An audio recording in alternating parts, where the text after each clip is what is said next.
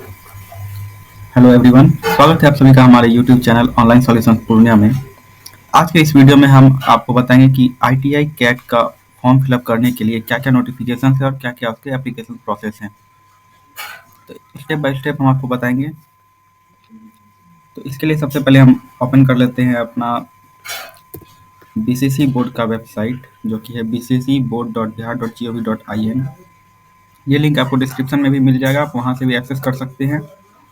तो दोस्तों यहाँ पे दिया हुआ है सेकंड नंबर पे online application portal of ITI CAT 2025।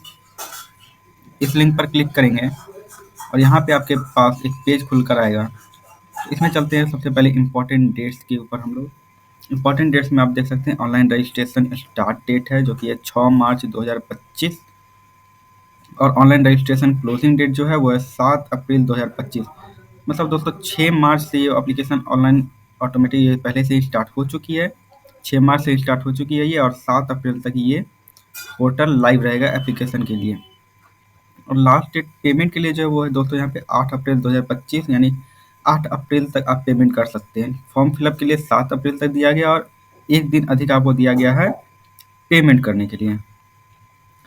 इसके बाद दिया गया दोस्तों online editing of application form.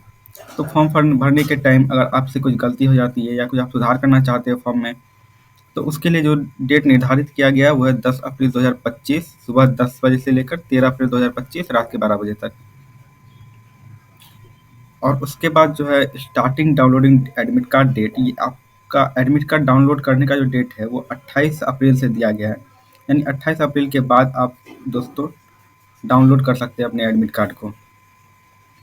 इसके बाद हम लोग क्लिक करते हैं दोस्तों न्यू रजिस्ट्रेशन पे। न्यू रजिस्ट्रेशन पे क्लिक करेंगे तो एक और प्रोस्पेक्टस यहाँ पे ओपन होता है। ये है दिशा निर्देश और प्रक्रिया, कैसे हम लोग अप्लाई करेंगे, क्या क्या फीस लगेंगे और क्या क्या प्रोसेस है इसमें, तो वो यहाँ पे दर्शाया गया है। तो सबसे पहले यहाँ पे हम लोग देख लेते हैं कि क्या क्या फीस है, जो कि 4 नंबर पे लिस्टेड है यहाँ। कैटेगरी वाइज दिया गया है अनरिजर्व्ड, ईडब्ल्यूएस, बैकवर्ड क्लास और एक्सट्रीम बैकवर्ड क्लास। ये 4 कास्ट के लिए जो दिया हुआ है दोस्तों, ये 750 रुपया 750 रुपये का शुल्क निर्धारित है, जो कि टैक्स एक्स्ट्रा लगाकर 757 रुपये तक जाता है। शेड्यूल्ड कास्ट SC ST और including disability quota, SC ST के जो डिसेबिलिटी कोटा में और SC और ST उन लोगों के लिए जो है 100 रुपये निर्धारित किया गया है, टैक्स लगाकर 105 रुपये तक ये हो जाता है। और उसके बाद अनरिजर्व्ड के जो डिसेबिलिटी कोटा में आते हैं, जो जनरल कैटेगरी से है और डिसेबिलिटी कोटा में आते हैं, या फिर EWS में है, या फिर बैकवर्ड BC में है, या फिर एक्सट्रीम बैकवर्ड क्लास EBC में है। और ये चारों कास्ट में जो भी डिसेबिलिटी कोटा के अंदर आते हैं उनके लिए जो शुल्क निर्धारित है वो 430 रुपये है दोस्तों। 435 437 इस तरह से टैक्स लगा कर ये जाता है। तो पेमेंट करते के टाइम आपका 430 437 वो पेमेंट करते के टाइम इस तरह से कटता है दोस्तों। उसके बाद आप देख सकते हैं क्या क्या प्रोसेस है इसमें।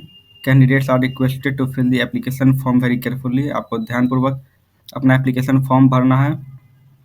फादर्स नेम, मदर्स नेम, ये ध्यान देने वाली बात है दोस्तों कि आपका नाम, फादर्स नेम, मदर्स नेम, आपका जेंडर, आपका जन्म तिथि जो भी है वो सारा 10th के मार्कशीट के अकॉर्डिंग ही होना चाहिए। 10th का मार्कशीट या 10th का एडमिट कार्ड के अकॉर्डिंग ही होना चाहिए। 12th का नहीं भरेंगे और 10th में आपका कुछ और नाम है, नाम का स्पेलिंग, या 12th में कुछ और नाम का स्पेलिंग है, तो जो 10th के मार्कशीट या एडमिट कार्ड पे लिखा हुआ है उसी को फिल करेंगे। उसके बाद आप अपना मोबाइल नंबर और ईमेल आईडी ये सारा कुछ अपना डिटेल सबमिट करेंगे और फिर फॉर्म भरने के बाद आपका पेमेंट आपको करना होगा। Processing charges and GST are applicable. तो जैसा कि मैंने आपको बताया था यहाँ पे कि इसके बाद टैक्स भी आपको लगते हैं। तो 750 के अलावा जो भी टैक्स है GST वो आपको अलग से देना होता है। वो ऑनलाइन पेमेंट करते के साथ ही वो कट जाता है दोस्तों। तो वही स्टेप है, सबसे पहला रजिस्ट्रेशन स्टेप है। इसमें रजिस्ट्रेशन करने के बाद आपको ID पासवर्ड जनरेट होगा और उस ID पासवर्ड से लॉगिन करके आप अपना एप्लीकेशन फॉर्म सबमिट कर सकते हैं। एप्लीकेशन फॉर्म सबमिट करने में आपको फ़ोटो और साइन अपलोड करना है। सिर्फ कोई भी डॉक्यूमेंट जैसे 10th का मार्कशीट, एडमिट कार्ड ये सब अपलोड करने का अभी नहीं दिया गया है। सिर्फ कैंडिडेट का फोटोग्राफ, इंग्लिश सिग्नेचर और हिंदी सिग्नेचर दोस्तों वहाँ पे अपलोड करना है आपको। तो आप ये चीज़ भी ध्यान दें कि आप जो फ़ोटो लेंगे वो उसमें 80% फेस आपका दिखना चाहिए और उसमें मास्क नहीं लगा होना चाहिए। साथ ही अगर बैकग्राउंड वाइट है तो अच्छा रहेगा दोस्तों, बैकग्राउंड वाइट ही रखिएगा मैक्सिमम। फोटो का जो नेमिंग है, आपका नाम इस तरह से आपको लिखना है, first 2 character of candidate name.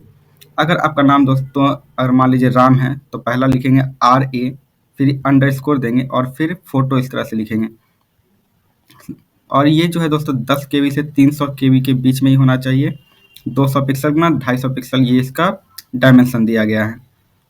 साथ ही इंग्लिश सिग्नेचर के लिए वही है, first 2 characters of candidate name यानी कि RA, उसके बाद अंडरस्कोर, फिर ENG सिग्नेचर, इस तरह से दोस्तों आपको नाम लिखना है। उसके बाद हिंदी सिग्नेचर में भी यही आपको करना है, फर्स्ट 2 कैरेक्टर कैंडिडेट नेम और साथ ही इंग्लिश सिग्नेचर, हिंदी सिग्नेचर। ये इंग्लिश साइन और हिंदी साइन दोस्तों 5 KB से 50 KB के बीच का होना चाहिए और इसका डायमेंशन जो है 300 पिक्सल गुना 100 पिक्सल का होना चाहिए। तो ये हो गया फोटो और सिग्नेचर का बात। और अदर डॉक्यूमेंट्स जो कि अभी अपलोड नहीं लिया जा रहा है, इस पर इंग्लिश सिग्नेचर, हिंदी सिग्नेचर और फोटो सिर्फ अभी अपलोड किया जाना है। उसके बाद स्टेप 3 जो है आपका प्रीव्यू एंड फाइनल सबमिट है। आप क्या क्या फिल किए हैं उसको देख लेंगे और उसको फाइनल सबमिट करने के बाद फिर आपका पेमेंट पेज खुलेगा और वहाँ से पेमेंट करके आप फॉर्म को कंप्लीट सबमिट कर सकते हैं। दोस्तों बिना पेमेंट किए हुए आपका फॉर्म कंप्लीट नहीं माना जाएगा, तो पेमेंट जरूर कर लें 8 तारीख से पहले तक। उसके बाद डाउनलोडिंग ऑफ कंफर्मेशन पेज, ये आप फॉर्म फिलअप करने के बाद ज़रूर अपना वो कंफर्मेशन पेज जो है वो डाउनलोड कर लें। जो भी आप एप्लीकेशन फॉर्म फिल किए हैं उसका रिसिप्ट जरूर डाउनलोड करें। इसके बाद दोस्तों आपको हम बता देते हैं फ़ोटो किस तरह का होना चाहिए। तो जैसा आप यहाँ पे देख सकते हैं ये फ़ोटो है।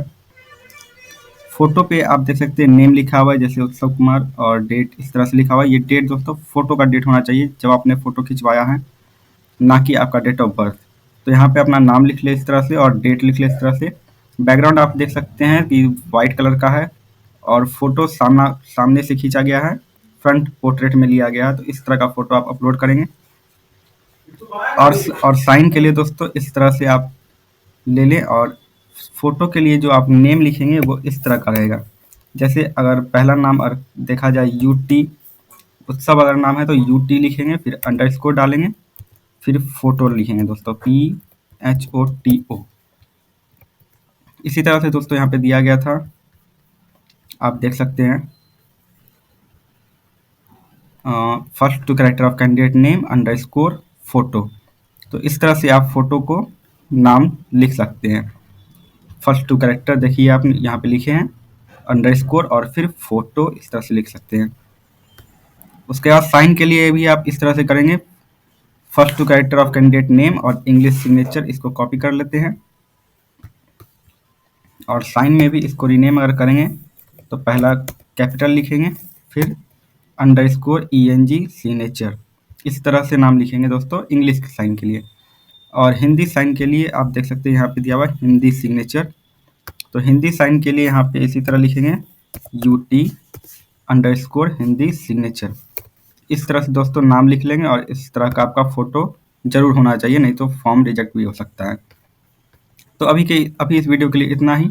आगे का एप्लीकेशन प्रोसेस जानने के लिए आप आई टैब पे क्लिक करके हमारा दूसरा वीडियो देख सकते हैं। पार्ट 2 में आपको कैसे फॉर्म फिलअप करना है वो सारा कुछ बताया गया है। धन्यवाद।